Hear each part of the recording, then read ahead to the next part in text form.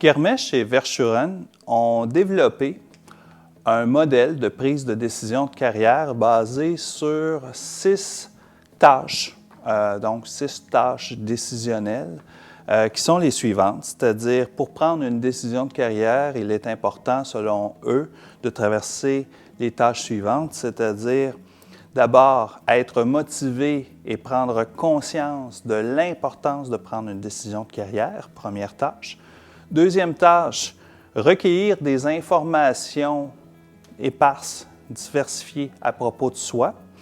Troisième, recueillir des informations diversifiées à propos des études et des professions et du marché du travail. Quatrième tâche, approfondir plus particulièrement, plus spécifiquement certaines informations sur soi en regard de certaines options considérées qui, elles aussi, on va les approfondir. Cinquième tâche, progresser dans ces démarches. Et sixième tâche, choisir et s'engager dans un choix qui se veut éclairé. À partir de ça, ce qu'ils ont cherché à faire, ils ont mené une étude auprès de 748 élèves du secondaire de Belgique dans le but de voir est-ce que les 6 tâches suivantes, après ce que je vous ai nommé, est-ce que les 6 tâches, est-ce que chacune de ces tâches-là est directement impliquée dans ce qu'on pourrait appeler un choix de carrière éclairé? Les résultats de Ghermesh et Verschuren peuvent se résumer sur 2 thèmes, c'est-à-dire l'engagement et l'adaptation. Sur la question de l'engagement, ce que les auteurs notent, c'est que plus une personne a procédé à une démarche systématique et structurée au niveau de son choix de carrière, donc plus grandes sont les chances que cette personne-là soit engagée dans la poursuite de ses études, dans sa persévérance face aux difficultés. La même chose par rapport à l'emploi où, entre autres, plus grande sera la satisfaction en emploi de la personne. Au niveau de l'adaptation, ce que ça révèle, c'est que plus une personne a procédé de façon systématique au niveau de l'apprentissage et de la réalisation des 6 tâches proposées par le modèle des auteurs, bien, plus grande sera la capacité d'adaptation de la personne en situation difficile, notamment si, disons, elle est refusée dans son premier choix d'études, elle va être davantage en mesure de se retourner vers autre chose, ou encore si en cours de difficultés rencontrées pendant ses études, ou la même chose par une personne au cours de ses premiers emplois, plus elle va être en mesure de se restructurer, se réorganiser en fonction de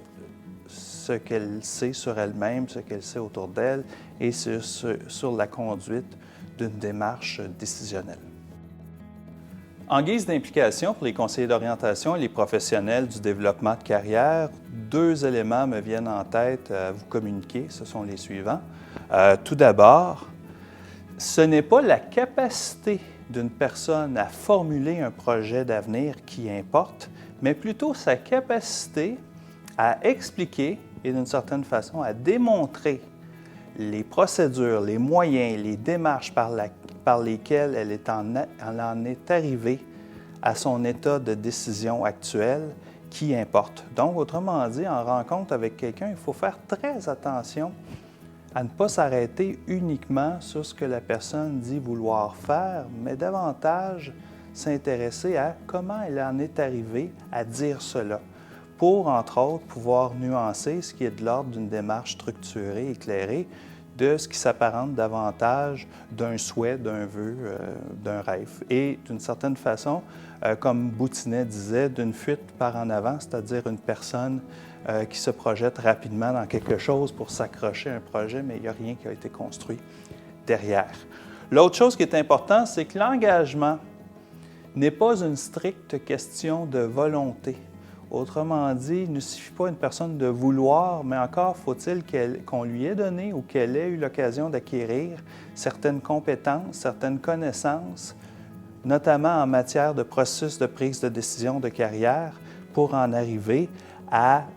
s'engager avec vivacité et avec volonté dans une démarche. Donc, autrement dit, ce que ça révèle, le deuxième aspect, c'est qu'il ne faut pas juste évaluer la motivation du jeune à s'engager, mais voir tout d'abord, est-ce qu'on lui a donné tous les outils dont il peut bénéficier? Et s'il a reçu tous les outils, il ne les met pas en pratique, là, c'est un autre champ d'investigation à y avoir au niveau du pourquoi. Mais autrement dit, à la base, la grosse base, c'est de fournir, on ne peut pas demander à quelqu'un quelque chose à qui on ne lui a pas donné les outils pour se réaliser.